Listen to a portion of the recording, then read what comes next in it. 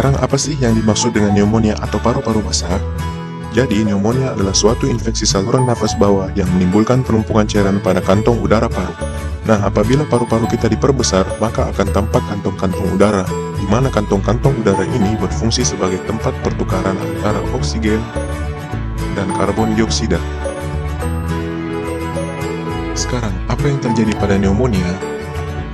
Yang terjadi pada pneumonia adalah kantong udara pada paru-paru kita berisi air, sehingga tidak terjadi pertukaran antara oksigen dan karbon dioksida yang adekuat, sehingga dapat terjadi sesak nafas. Air yang berada dalam kantong udara ini disebabkan oleh hasil infeksi dari beberapa kuman, termasuk bakteri, virus, jamur, dan kuman-kuman lain, di mana kuman-kuman ini tidak mampu dilawan oleh sistem pertahanan tubuh kita, yaitu makrofag, sehingga mereka dapat menyerang paru-paru. Apa-apa saja yang termasuk faktor risiko dari pneumonia?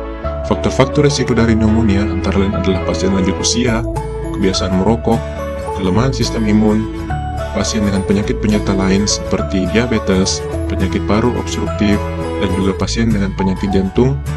Kemudian terjadi juga pada pasien dengan gangguan menelan yang biasanya terjadi pada pasien-pasien stroke atau penyakit saraf lain, dan terjadi juga pada pasien dengan penurunan kesadaran. Nah, apa-apa saja yang termasuk gejala dan tanda dari pneumonia? Gejala dari pneumonia yang sering terlihat antara lain sesak nafas, kemudian batuk produktif, di mana batuk ini menghasilkan dahak yang berwarna coklat karat ataupun dahak yang bercampur darah.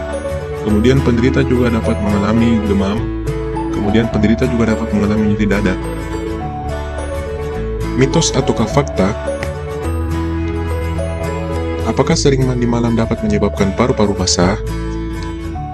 Faktanya, jawabannya adalah mitos. Jadi, faktanya, mandi malam tidak ada pengaruhnya terhadap angka kejadian paru-paru basah atau pneumonia. Nyatanya, pneumonia ini disebabkan oleh karena adanya infeksi.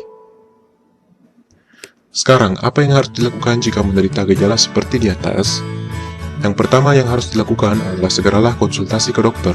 Biasanya, dokter akan memerlukan beberapa pemeriksaan, seperti pemeriksaan radiologi, pemeriksaan laboratorium untuk menunjang diagnosis. Dokter juga akan memberikan pengobatan berupa pemberian antibiotik untuk mempercepat penyembuhan. Selanjutnya adalah berhenti merokok jika Anda adalah seorang perokok.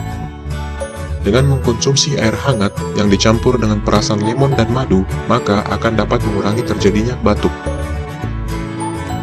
Untuk teman-teman semuanya, sampai jumpa lagi. Terima kasih telah memperhatikan video saya. Jangan lupa like dan subscribe.